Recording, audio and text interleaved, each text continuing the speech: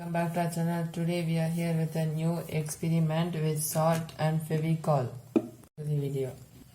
So now I'm going to put some Fevicol in my hand.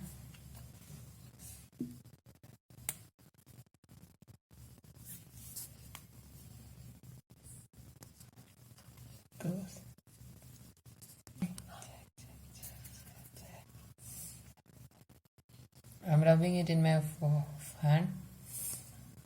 So the hand is full of gum. So to remove the substance, I'm going to use salt. So let's put the salt.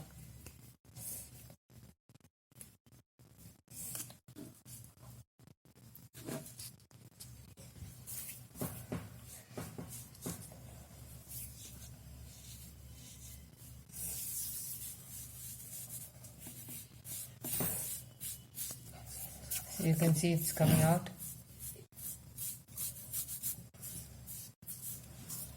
See, it just come out. This is an easy tip to remove any glue substance apart from salt. So thank you for watching the video.